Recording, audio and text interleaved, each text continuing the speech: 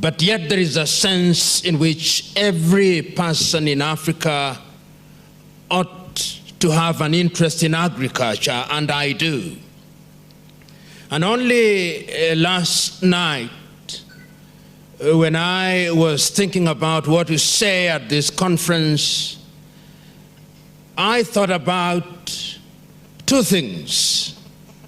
One, which is a presentation that was made by Kenya's Ali Mazrui several years ago, Africa, the Triple Heritage.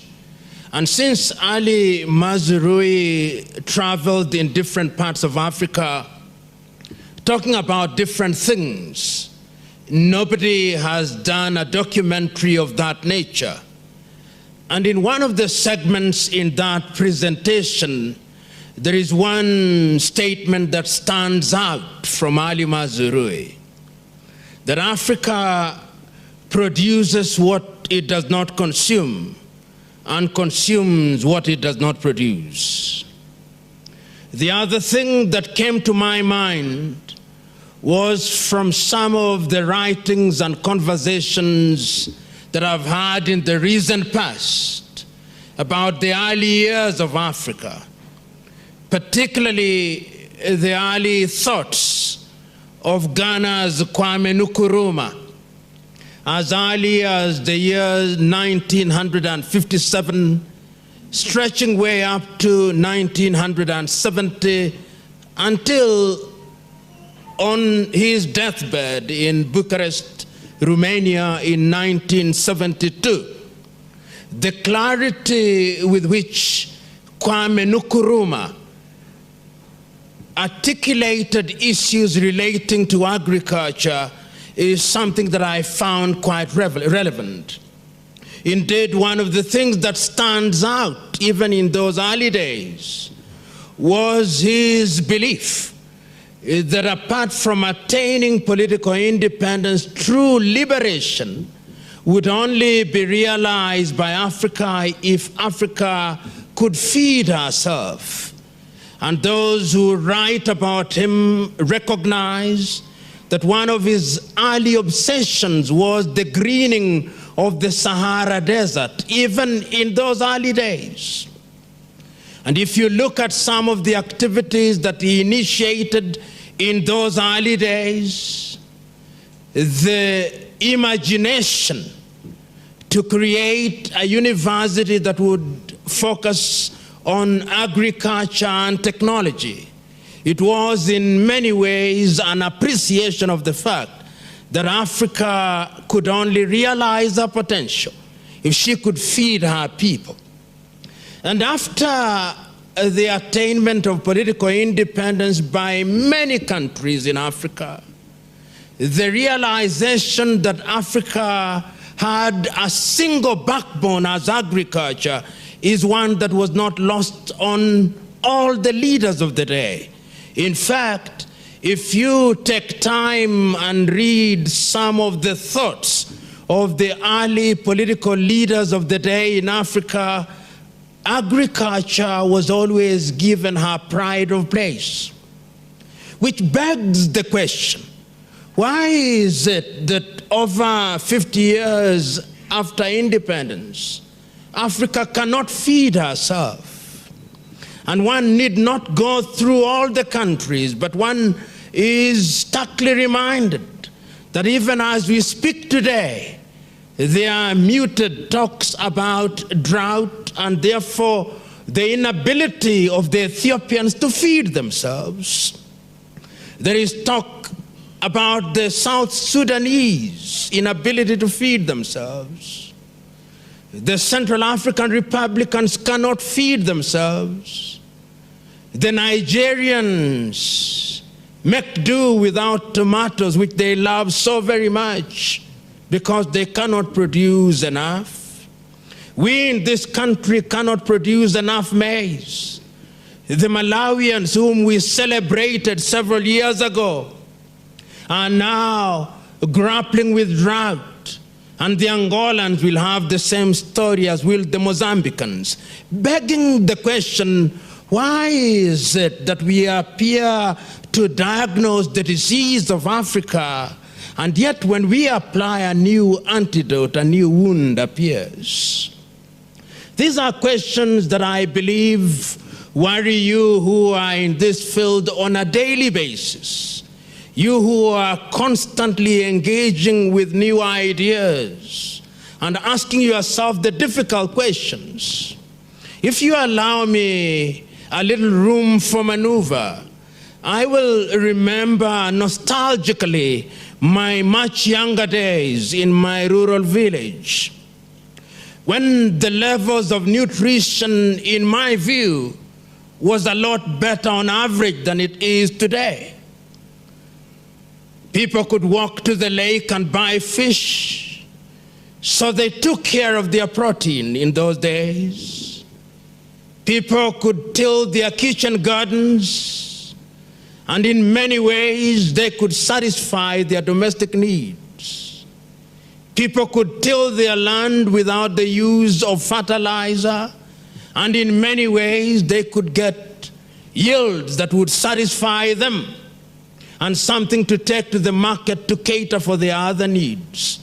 But on average today, if you visit many rural African villages, whether those villages are in Eritrea or in Tanzania or in Kenya or in Chad or the Democratic Republic of Congo, there is a sense in which we have become prisoners of a new way of doing things.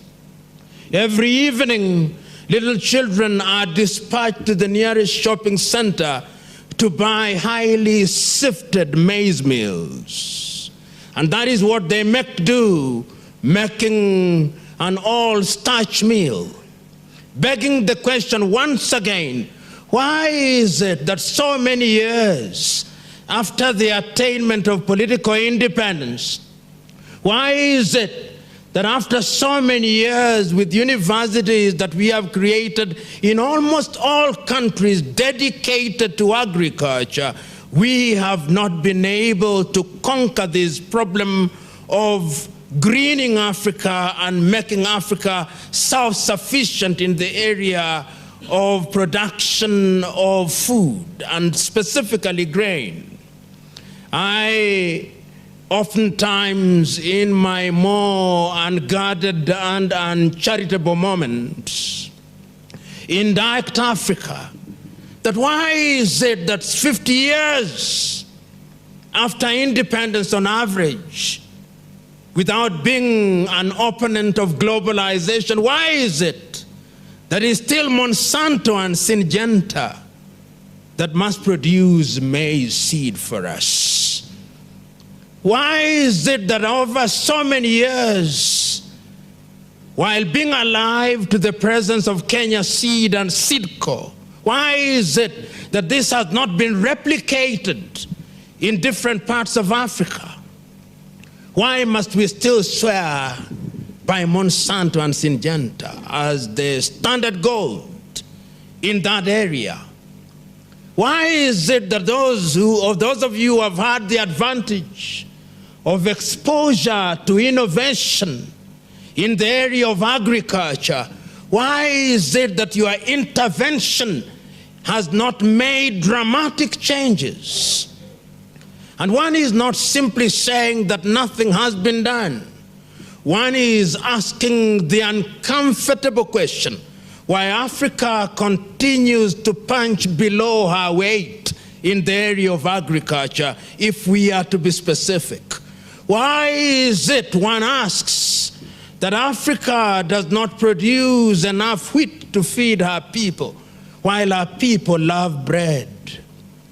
Why is it that Africa does not produce enough sugar cane to satisfy her needs? Why is it that Africa does not produce enough maize, enough sorghum, enough millet, enough barley, enough of everything to be a continent that can sit at the dinner table of human civilization and say unequivocally, we are capable of feeding ourselves? This is the conversation that I believe one must engage in. And we who have the advantage of being present in this assembly must go back and ask ourselves certain very basic questions.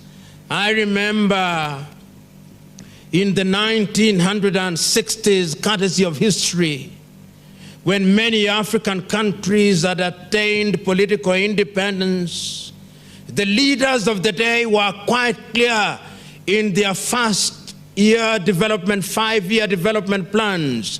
If you read the development plan of any country, whether it was Tanzania or Uganda or Ghana or Nigeria or Sierra Leone or Senegal, agriculture always had a pride of place jointly with education as the areas that received the lion's share of budgetary allocation. One also saw in those early days that institutions of higher learning, both at the degree level and at the level of certificate and diploma, were given focus because it was realized by the leaders and the bureaucrats of the day that if the continent were to realize the potential, then there was need to give some focus in these areas. Land tenure systems were examined because it was assumed that sometimes the land tenure system that did not allow people to control land militated against the utilization of that land in a manner that would be productive. So that while in many countries there were different land tenure systems, if you went to Uganda, there was a competition between the modern land tenure systems, the freehold, the leasehold, and the traditional ownership. If you went to Zambia, you would find a mix of those tenure systems as you would in Ghana and indeed in Nigeria. But the idea was always, what do we do with our tenure systems to release land for agriculture? And in those early days, in the 1960s, Tanzania stood out in many ways because of the ujamaa. Articulated in a very simple form, Mwalimu Nyerere took the view that one of the ways in which you could productively enhance the utilization of land was to congregate population around areas in the nature of mini urbanized areas so that you could release land for mechanized agriculture.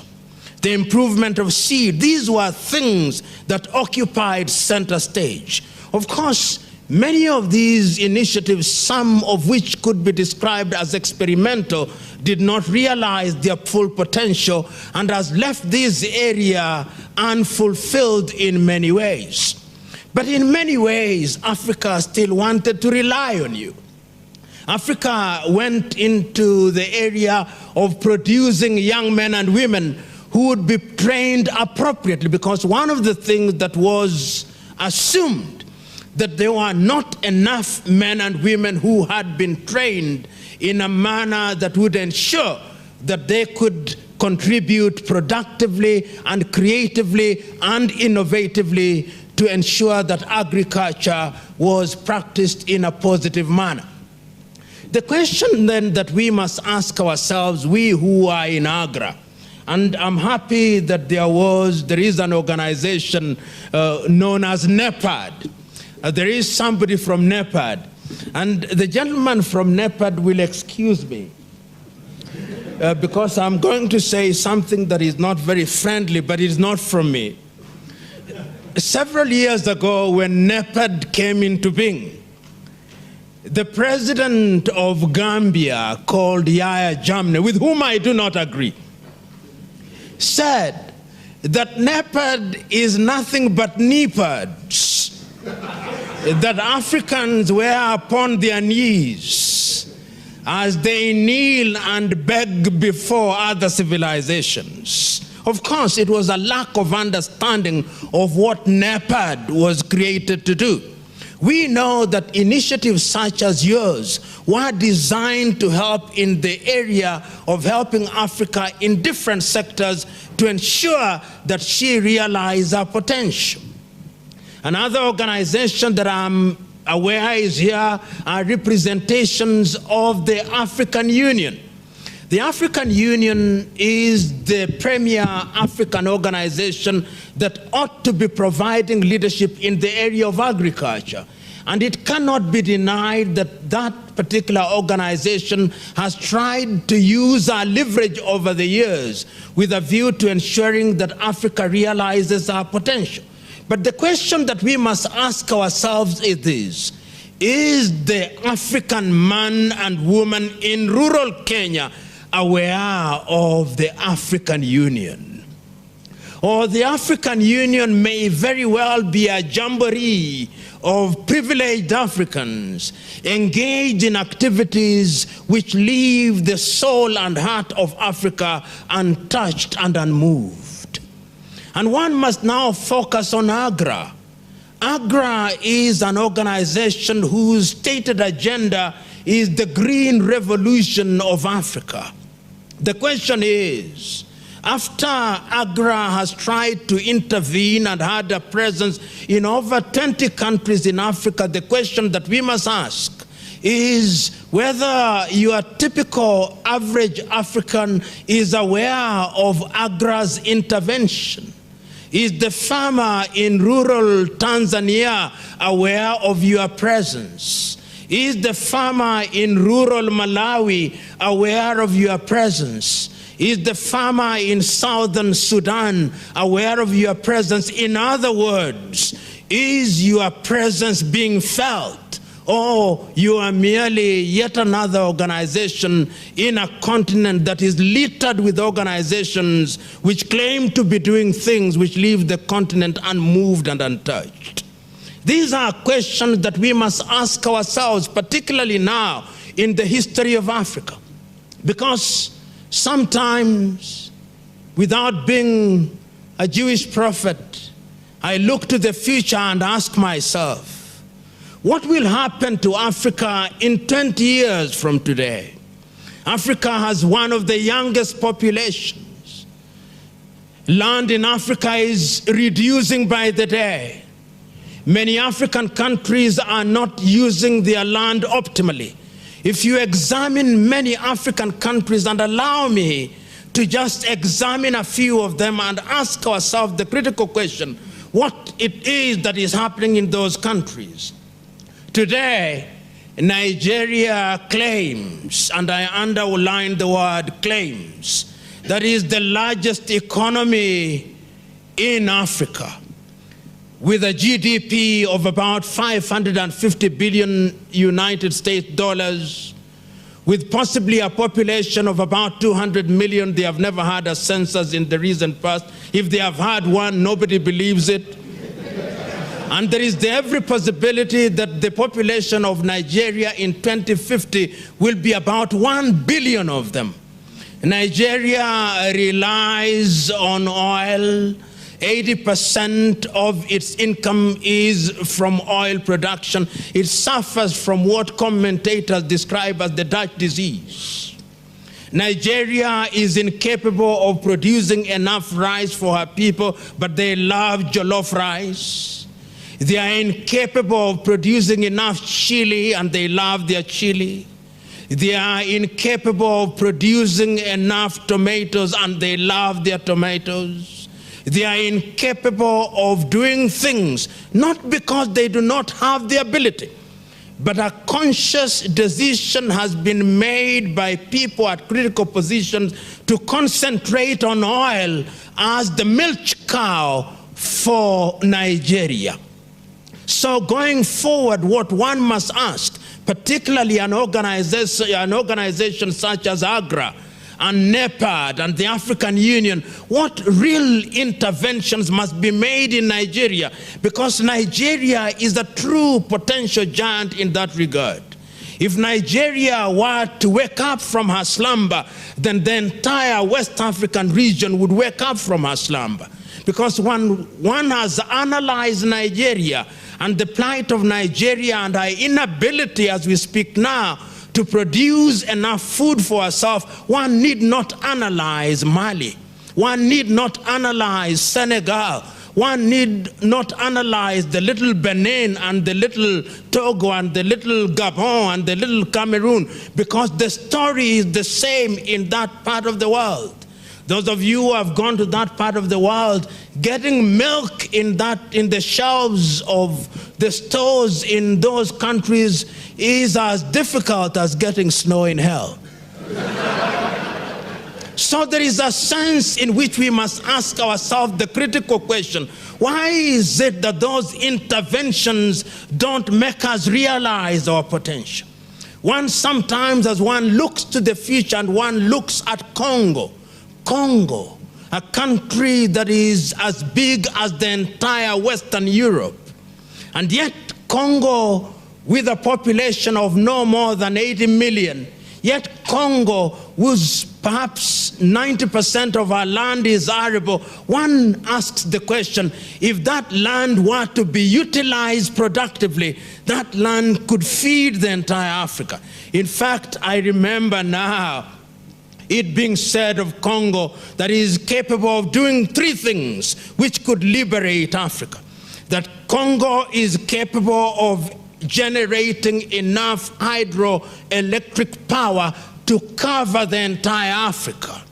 That Congo has waters in her rivers that could irrigate the entire Sahara Desert. Of course, some of it is exaggerated, but it's exaggerated deliberately to demonstrate to us the levels of underutilization of that potential.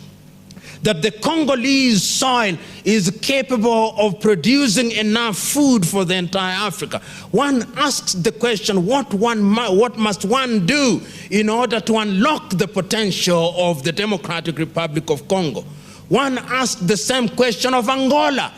If Angola were to use her land effectively and liberate herself from the chains of dependency on oil, what could Angola achieve? You will remember not so long ago, during the first term of President Mbingu wa Mutharika in Malawi, that one of the songs of praises that were composed in his honor was that he found a country called Malawi that could not feed herself, and within 5 years the country was feeding herself and exporting enough grain. We now know that that is not the case as we speak. But the question that one is focusing on is, what is it therefore that you who are Latter-day missionaries from Agra, what is it that you must do? What is it? What are the kind of intervention that you must engage in?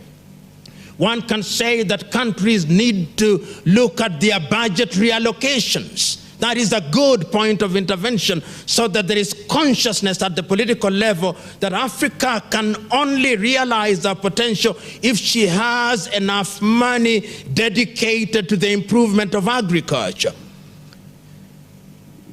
I do not know whether in your countries in Africa,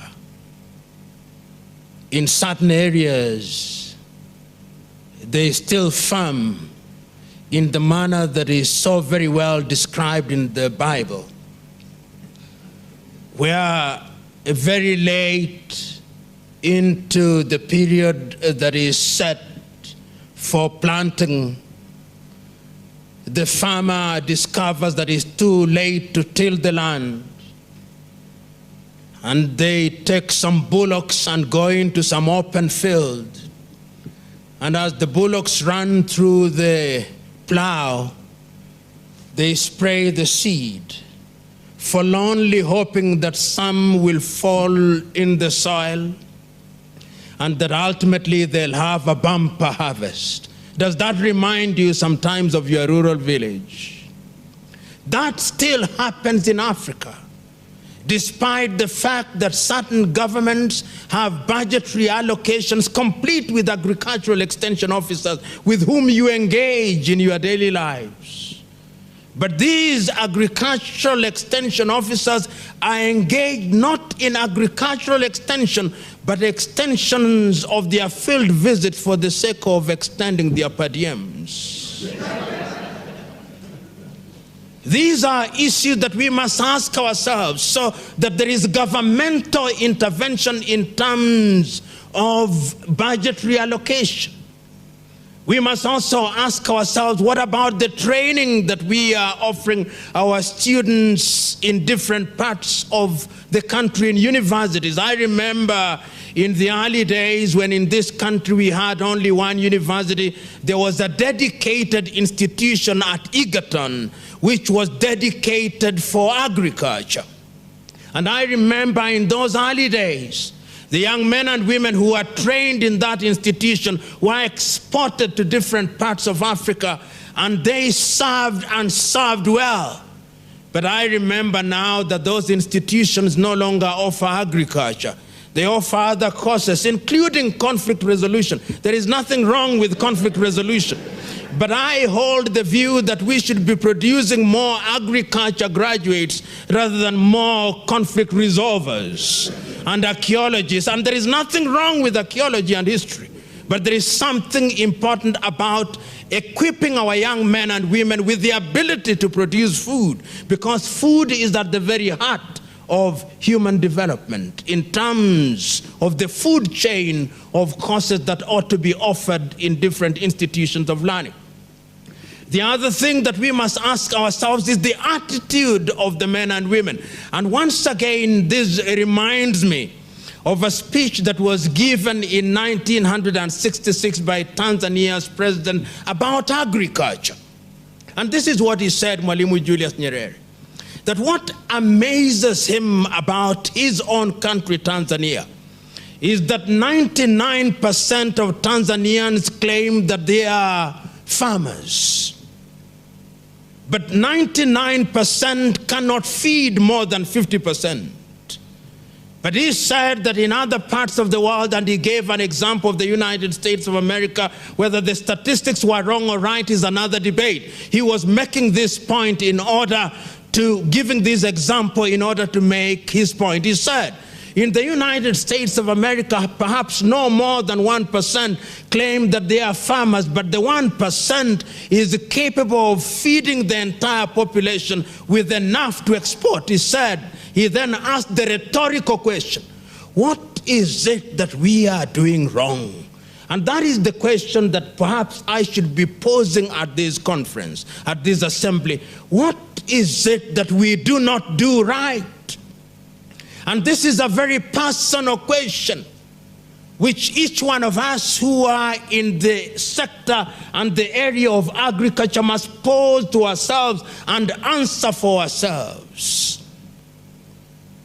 If indeed, before you were born, Monsanto had been established, and if indeed Monsanto over the years has been trailing the blaze in terms of offering seeds of high quality, if indeed before you went to the university, Syngenta was alive and well, and they have been doing this over the years, the question that we must ask ourselves and must be asked of the 20-odd countries in which Agra is alive and well, why is it that the knowledge that is resident in Monsanto has not been meaningfully transferred in institutions in those countries?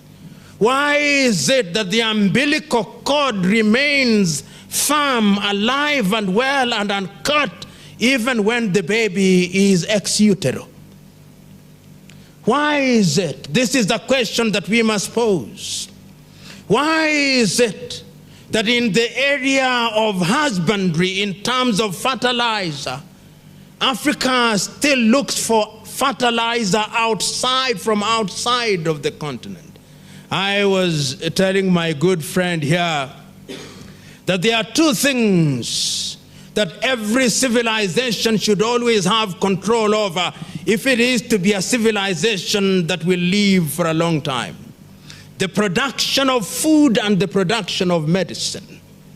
That you cannot leave these to others to do for you, because those are, in a manner of speaking, the building blocks of civilization. If you go to countries in Europe and you remember and remind yourselves of your own history, you'll remember that Europe had to undergo what was described as an agrarian revolution. I'm submitting to you that Africa has never known agrarian revolution.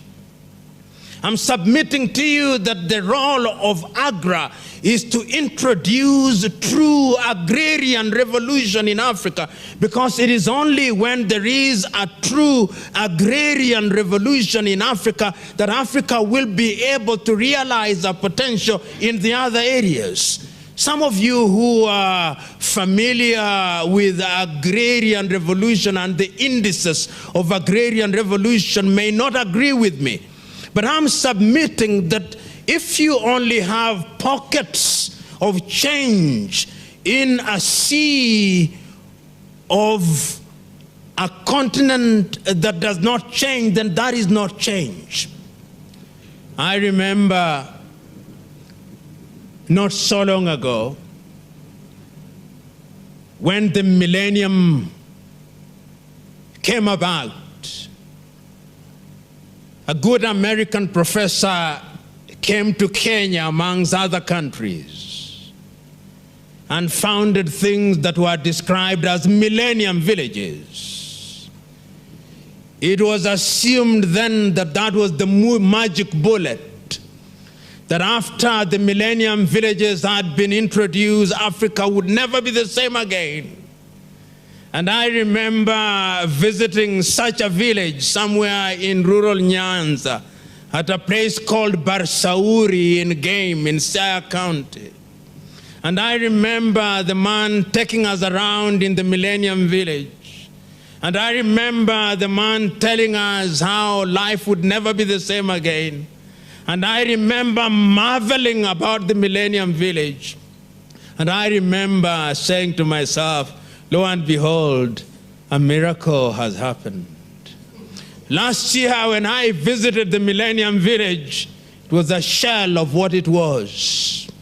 The reason why it is a shell is because that intervention did not find residence in the minds and hearts, and therefore did not change the culture of the people. It was a solution that was from outside and was never internalized. I'm submitting to you, therefore, that in trying to green Africa, in trying to create a green revolution, in trying to ensure that Africa changes, we must ask ourselves, what is the kind of change that we introduce? We must ask ourselves whether the culture has changed so that people are wedded to the new way of doing things. Many times, changes do not take place because that intervention is seen as being alien to the environment, as being alien to the people, and therefore when those who have introduced the change, or those who are seen to have introduced the change, have exited the scene, people go back into their default mode and they go back to their old ways. And that is what begs the question, what is the role of AGRA? Not so long ago, I was at a conference where people were talking about population of Africa and birth control. And the story was told of a young girl who had gone to an area in Kitui in Kenya. And this young girl was alone. And she was talking to young brides, on average with 2 children, talking to them about the finer points of family planning. And after she had finished, one of the women asked, "And how many children do you yourself have?" And the young girl said, "I have none." One of the women said, "You are therefore unqualified to talk about family planning." I do not quite hold that view. I do hold the view that sometimes seeing things from outside gives you certain insights, which those who are inside may never have. But yet I hold yet another view, that there is wisdom in having gone through personal experience, so that the experience, the theoretical experience of the young maiden who has never had a child must be complemented with the experience of those who have had actual experience. And that is why I think that those of you who are in Agra must ask yourself the fundamental question: why are you at Agra? Why are you at Agra? What is it that you want to be remembered for at Agra? What are the changes that you want to make at Agra? And these are very basic questions. What is it that motivates you? What is it that you want to do to ensure that Agra changes the face of Africa? Because Africa is a continent that has now made a declaration that in the year 2063, under Agenda 2063, she is going to be a middle-level economy. Africa has made that declaration. And Africa must therefore ask the fundamental question: what are the building blocks that will ensure that she realizes that agenda?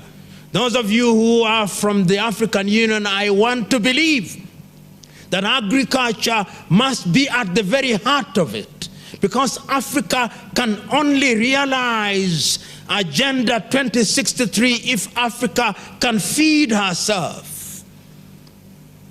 You who are here, what are you doing to ensure that that dream is realized? In the 1980s, if you heard that somebody was traveling to Harare in Zimbabwe, there are two things that you asked when they came back. One, you asked them to bring back. The two others, you asked them to tell you what was happening about them. The thing that you asked them to bring back was a cotton shirt. They had very good shirts. The other thing that you asked them about was the quality of their farms, tobacco and agriculture. Today, when you come from Zimbabwe, with due respect to the Zimbabweans who are in the room, the only thing you ask, which is the currency that is now alive and well? Is it the rand, the dollar, or the yuan? And I give that example deliberately in order to demonstrate the fact that intervention in areas such as agriculture must also be accompanied by a political system that appreciates people's expertise. It is not the mere possession of the land that is the solver of the equation.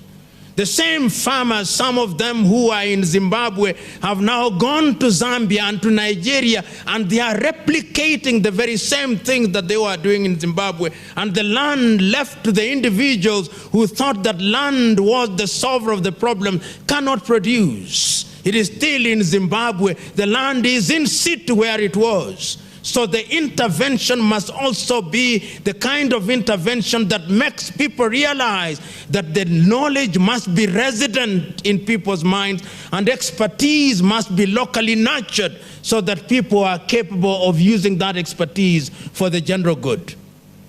The other thing that I think is important is to begin to educate the people, because I know you are concerned with smallholders in agriculture, but we must never forget that the game-changing agriculture must also be large-scale farming. We must ask ourselves, what are we doing with the irrigation projects that we find in different parts of Africa, in Kenya, whether it is in Egypt and different parts of the world? One must not lose sight of that. And one must ask, what are the inputs that we are utilizing in order to ensure that Africa actually realizes our potential?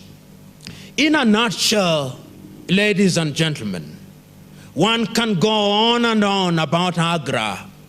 One can go on and on about agriculture, but one must now wind down in order to ask certain fundamental questions. And to me, there are 10 questions that we must put on the table in order to ensure that Agra realizes her potential.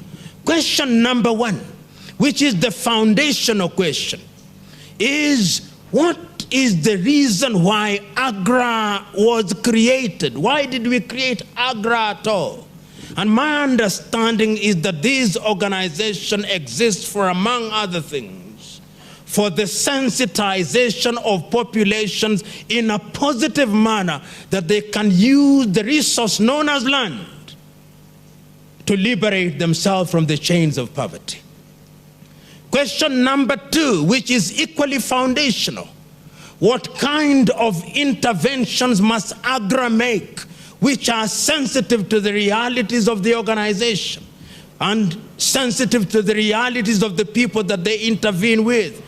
And my understanding is that AGRA exists for, among other things, intervening in a manner that is sensitive to the cultural realities of the societies in which they intervene, and in a manner that is capable of addressing the economic needs and agenda of the country in which they are intervening. Question number three is, how does AGRA intervene? Because the manner in which you intervene is critical to the acceptance of the agenda that you are injecting into the environment. Because there is a sense in which there must be a time when the child which has been adopted must be released so that they are able to go, so that AGRA is capable of saying, behold, we found a child that was incapable of walking, but behold, because of our intervention, it can now walk. Number five, what are the methods that you are using, and are they sustainable after your departure? In other words, are you entering into the arena with tools of engagement, which tools can be embraced, which tools can be understood, which tools, when deployed, are capable of being utilized in a manner that will be possible even after your departure? Question number six that we must have: with what agenda are you leaving? In other words, with what agenda are you entering the process? Are you entering the process with a view to ensuring that the economic health of that particular community is aided?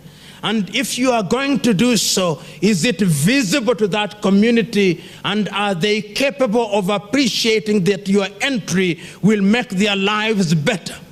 And question number seven, once you have entered into the agenda, what engagement do you have with the local expertise that are present on the ground, so that they feel that they are part of the equation, and that once you leave, there are linkages which are there as a point of reference if need arises?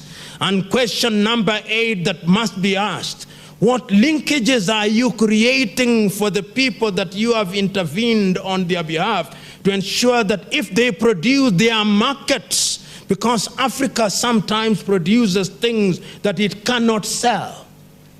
And question number nine, what interventions are you making to ensure that the externalities which may undermine the communities are mitigated, so that these communities are therefore protected from the dangers that may visit them? And lastly, the question that you who are present there are so wedded to the process that the people can see that your zeal and zest and vim and verve at once are transported to them, and that you own the processes as if they were your own. In my view, I believe that if those 10 things occupy the space which informs your engagement, then AGRA will be doing a good job. And very lastly, to NEPAD and to the African Union. African Union and NEPAD are useful institutions. What linkages do you have with organizations such as AGRA? What components of your budget find their way to AGRA, so that ultimately AGRA can be an organization that feeds from the breast of Africa? This is the question that African Union must ask. This is the question that NEPAD must ask. And if you ask these questions and answer them boldly, I have no doubt in my mind, African Union, that Africa will realize her Agenda 2063. Permit me to stop there. Thank you.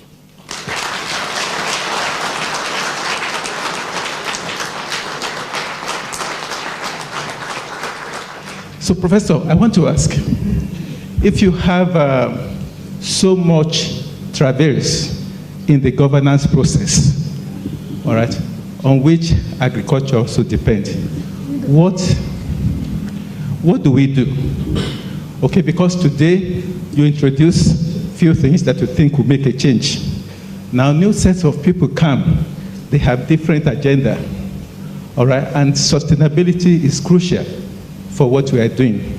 So how do we move in that regards? Thank you. One of the key elements of this is, that governments don't feed their countries. Countries are fed by networks of agribusinesses who intervene to serve seeds and fertilizers and buy the harvest from farmers. It's really, agriculture is a business. And to that extent, we have worked extremely hard to build a series of African Monsantos and Syngentas. And let me assure you, there are some brilliant entrepreneurs out there who are busy building those companies today, thanks to the intervention of AGRA. We have invested in over 110 African seed companies, and we are confident that some of them will grow into regional giants with time. But what the problem we run into is when we go to governments and we say, these are the companies that will feed your people, they don't really believe that. They see it as really perhaps their job. And some of them who see the successes of these companies sometimes rise up or deviate off and try to thwart the growth of these companies. So my question to you is, what do we do about that? How do we convince Africa's governments that what they really need to do to feed their people is get behind the agribusiness sector that they can see now starting to grow some roots in their borders? I'm wondering if you have ever asked yourself how many head of states have been able to listen to you or to follow what you've been preaching so far. I'm asking the question because the governance issue is really a challenge, whether we're talking about the health sector, agriculture, or education. It seems to me that listening to you may at some point inform to the large extent how the head of states could look at themselves inward in making sure that they do the right thing. I'm wondering if you have a network or a pathway to reach out to them, or you are just, people come to you for advice, or you offer your services. Because for our countries, in some of them like Cameroon or Zimbabwe, not to mention them, having been through what we call failed governance system for the last 30 years plus, I think it's a really big issue. We don't see the end of the tunnel anywhere near. Thank you. One question concerning the legal foundations of a capitalist economy that we are trying to put in place in order to undergird and support the work that AGRA is doing. In most cases, in some of these countries, simple acts or regulations that allow seed companies to access fertilizer, to access breeder seed and so forth are not in place, or they are flawed. And when you try to do something to put them in place, you're told the Parliamentary Agricultural Committee members, they need certain payment in order to pass laws and, or to advocate for certain laws in Parliament. Can you comment say something about it?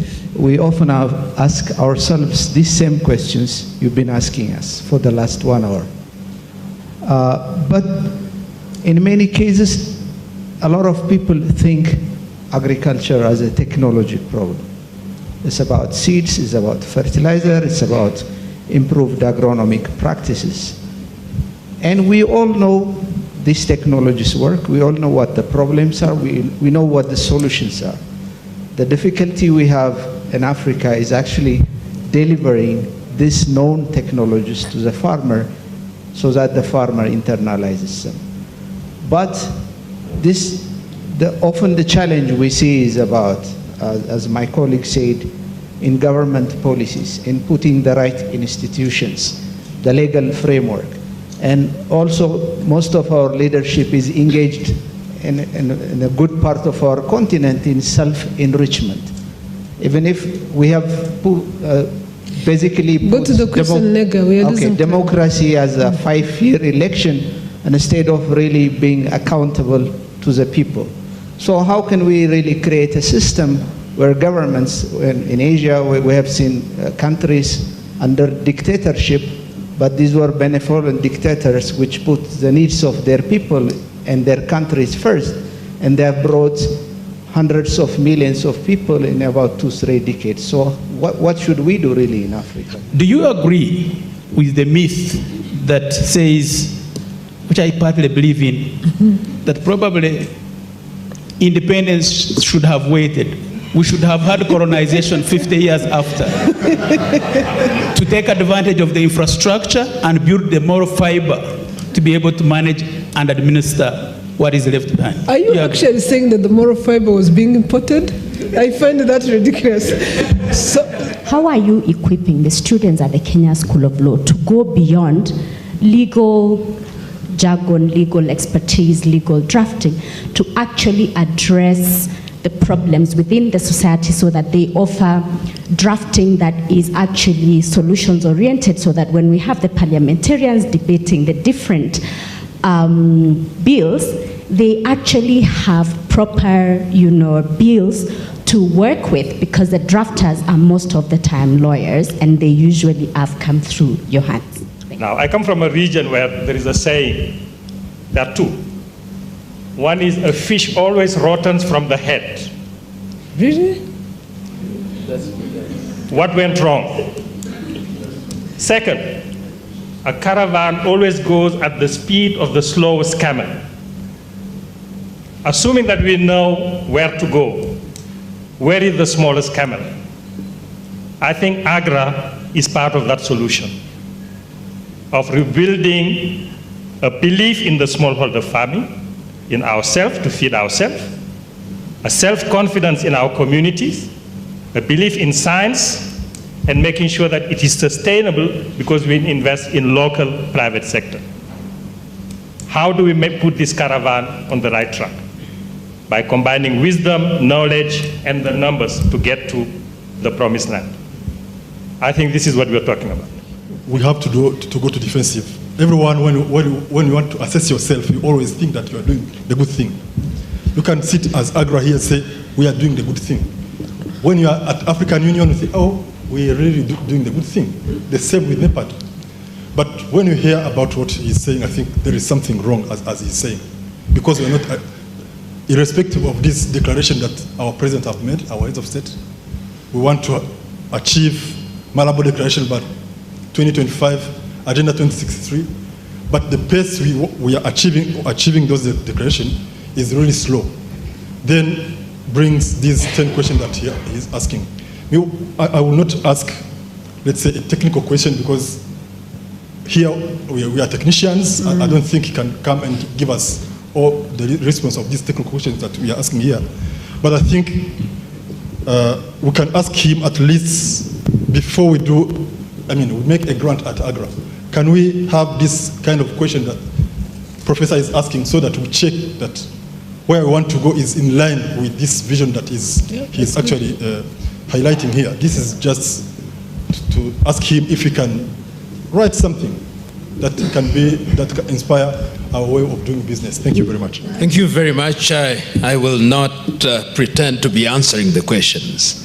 What I'll do is simply, very briefly, to share my thoughts on some of the issues that have been raised, and you don't have to agree with me at all. Let me, not in any order, but I think there is a sense in which the African problem, and I'll start with your myth, I don't agree that independence ought to have been delayed.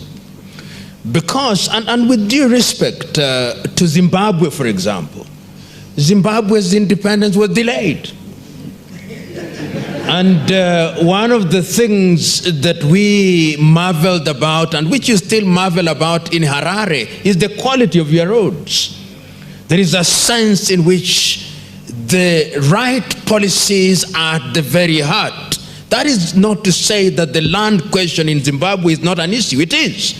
And many Zimbabweans will remember in the first 10 years of President Mugabe's tenure, he was the recipient of an award, together with Ghana's Olowo, as having been at the heart of proper management of the country. Which means, if the Zimbabweans here will remember, it was an international award given to President Mugabe and Olowo of Ghana. And one of the areas that was focused on in giving him that award was agriculture, because Zimbabwe was truly the bread basket of that part of the world. So that, I think, combining with the question that you've asked about what we teach at our institutions, and this is becoming very true. If you look at many African countries, in the early days there was the realization that expertise was critical. So that institutions, if you went to Tanzania, you had institutions that focused on agriculture and technology. In Zambia and in many of these countries, and the laws were informed by policy, law, and then implementation. That hierarchy, that you had to have a policy position. And many countries had these. Of course, we think that they are now new. Now that we talk of vision, we do not know that, in fact, in the first 5 years of our independence, each country was driven by some vision and some policy, and that law was distilled from those policy and strategic positions. We've now become so tactical in our solution to things that we've forgotten that there is a strategic agenda. We have tactical positions, which, as you know, you who are experts here, you've got to have a strategic direction. You may change your tactics, but the strategy, the overarching strategy, remains undisturbed. And this is what calls into question the whole question of governance in Africa. And governance must be understood at different levels. You talk about the political governance, which informs governance in the sector, in the different sectors. In agriculture, if you look at Kenya, for example, we have all these laws that have been made to deal with the coffee sector, with the tea sector, with the sugar sector. And then, of course, recently we also have these regional protocols. In East African Community, we have them. In SADC, you have them. Then in ECOWAS, you have them. In Central Africa, you have them. And lack of harmony in some of these things. And part of it, of course, is not just disharmony in Africa, but through bilateral and multilateral treaties. So Africa must also have a clarity of some of the things that we get into. You, as East Africa, you have a position. Let me take, for example, the position that Kenya has adopted about GMOs. We have a country position on this. What is the East African position on this? Is there a uniform understanding of it? And I think these are the things that we must talk about now that we have agreed that we are moving block by block East African community. I was talking to some East African parliamentarians, and I was telling them that, you see, if we want to move as East Africa on the critical issues that define Africa and define us, we must have one common position that defines how we engage with others, so that once East Africa has entered into this position, if it is in the area of agriculture, then we have one common position that we used to deal with the Chinese. Just to veer off a little, we are now importing fish from China. What is the position? What is the East African position? Kenya is doing it. Is Uganda, does Uganda think it is right? Does Rwanda think it is right? Burundi, South Sudan? So lack of clarity. And I said, to the anger of my audience at one time, and I was rather uncharitable, that the problem with Africa is that those who have ideas have no power, and those with power have no ideas. And that in many ways still informs. So you have all these ideas on how we can green Africa. I listen to you and I can see you are bubbling with ideas, but you don't have the power. And the fellow with power has completely no ideas. And yet somehow, and this I think is your problem, when the electorate is given the choice between you with ideas and the one without ideas, the Africans' affinity for people without ideas is amazing. It's amazing. And just to give you an idea of how, and permit me to give the credit to your President Paul Kagame, that you can see that there are certain areas in sector, if you go to the livestock sector, for example, the intervention of the Rwandese government is sensitive to the realities of the Rwandese household. And they may have their problems, and problems will always be there, but there is a sense in which if you ask an average Rwandese whether the government has got it right, they'll say they have it right, which is a good thing. If you look at our government, Kenyan government position on coffee, and you ask your typical coffee grower or tea grower whether our government has got it right, they tell you they don't have an idea. And that is why they are uprooting coffee. So there is a sense in which the government's involvement is quite clear. And that is how I understand the Cameroonian problem with President Biya. There is a sense in which there's... I don't know how to be polite about this. I'm trying to look for a word about there is a sense in which ideas get frozen. You get people in government so that governmental positions are given because people are rewarded rather than people with passion. If you look at the early movement in Africa, the first 5 years in many African countries, the men and women who were given positions in government had some zeal of a missionary kind.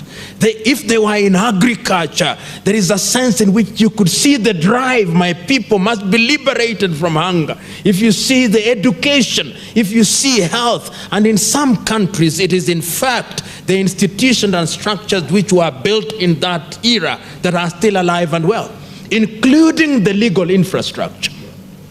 But unfortunately that disappeared. And how do we repair it? I think that there is a sense in which an institution such as the African Union can do it. And why I say African Union can do it is that African Union can do it because it is a continental body with a larger agenda. And I hope now that with the proposal African Union has made about, is it some tax that you want, is it a proposal, is that tax? Because part of your problem is that you have many ideas, but you have no funds. Because if you have an idea and then you depend on a Western NGO to fund your agenda, they are not interested. They do what is in their best interest, and I don't quarrel with them. He who pays the piper must necessarily call the tune. So the day Africa begins to deploy her own resources and understand that agriculture is at the very heart of it, we must ask ourselves, for example, and my good friend from Nigeria must ask, if you go to your typical West African breakfast table,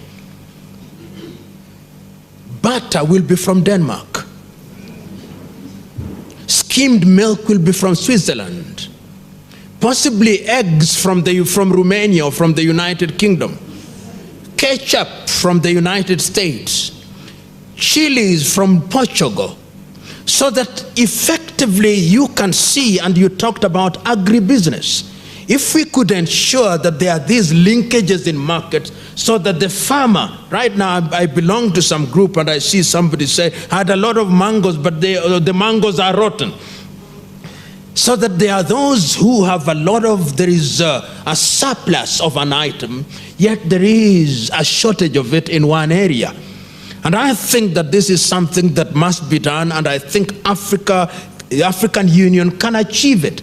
So linkages between AGRA and African Union and ECOWAS and SADC and EAC cannot indeed be underrated. And of course, the question that was asked from Ethiopia, there is this argument that is now alive and well, whether Africa does not need benevolent dictators. And there is argument that is normally put forth, they cite Lee Kuan Yew and little Singapore, which is a city-state, and I told them that there is a sense in which the ideas are good, but the solution of Lee Kuan Yew in Singapore will not quite work in Democratic Republic of Congo. But there are ideas that can be borrowed. But I still believe that a democratic dispensation is capable of delivering these things. And once again, one looks at Ethiopia. Ethiopia, a population of nearly 90 million, slowly releasing its... And I think that the Ethiopian model, if it continues at the pace at which it is continuing, there is a sense in which Ethiopia, in the next 30 years, may be a country to look at. Releasing the political space slowly, because you don't want to confront us with some of these ideas too quickly, like I find ourselves confronted in Kenya and other countries. Slowly, and slowly working on the land tenure systems. I was telling him, in my rural village, somebody who is working on a swamp asked the local community to give one block of 100 acres of land, and there was none to be found, because after every 10 meters there is a grave.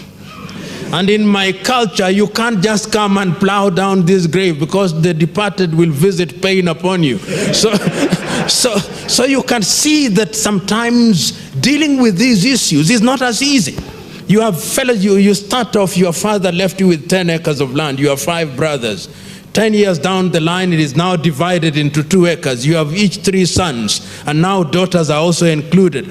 By the time you are finished with dividing this land, each one of us now has a piece of land of this kind of acreage, just a small space like this. And you must agree with me that that also militates against the intervention that you are making. And there are areas in which, like Kenya, what percentage of land is arable in Kenya? Very small percentage of land is arable. And the Sahara Desert is not shy about moving down south. So there is a sense in which all these things are also, must also be looked at in the context of land tenure systems. And this is something that I know we are not confronting, and you confront it on the ground. So as I conclude, there is a sense in which technology is a problem. In fact, Nyerere had it right. He got it. He realized very early on, how do we do it? We do it by putting together. Right now, our government, for example, says that electricity, there is 60% penetration. In my rural home, there is one transformer. It serves only 2 families, because one family is there, another one is there, so that you have this penetration, but is fiction of penetration. The truth is that that one transformer, if you had settlement, it would serve possibly 20 households. It would release land, and it would ensure that indeed you can have some of these things done in a manner that is friendly to technology. And lastly, we must also consider, I remember, and some of you will remember, in very many households in rural Africa, there was a kitchen garden. It may not have been called a kitchen garden, but there was something where there was always a banana plantation. There was always some tradition of vegetables. Once you'd washed your utensils, you'll pour water into it. It is irrigation by accident, but irrigation nevertheless. All these things have to be brought to bear. And one must conclude by saying that one is simply giving the ideas, but I think that the game changer in Africa, at the critical level, is at the level of the fish not rotting at the head. I think that is fundamentally the problem, that all these beautiful ideas that are being generated, there is no sense of implementation, so that you'll find that individuals in government will actually undermine agriculture because they are the major importers of maize. So they don't want it to succeed. They'll undermine rice production because they are importing rice. But if you look at countries that are beginning to think about their countries, look at countries like Japan, with nothing. They are encouraging the growing of rice in little sacks in people's households. So there are many things, but yet even in the face of all that, I refuse to give up hope. Because I hold the view that this continent can realize our potential. And sometimes you who are present there may think that you are doing nothing. But let me tell you, ask yourself, as one policeman once asked me, when we were in the business of condemning policemen in the 1990s, he says, let us today as policemen announce that we have withdrawn our services for 1 week. It is only then that you would know that our presence contributes to something. Just ask yourself the question, suppose Agra were to withdraw her services where you are working today. You may think you have a bad situation, but it would be desperate if you left, which means that your intervention is worth something. You may not solve it, and as I grow older, I no longer look for solutions which are dramatic, which will happen in my lifetime. I hold the view that is block by block, that those who plant the tree are different from those who water it. And those who prune the tree are different from those who will ultimately enjoy the shade. It is generational. If you look at it that way, then you will be comfortable in the knowledge that you only play your part, and play it so well that when you go to sleep, you have a decent 5-hour sleep. That is the only way. Thank you.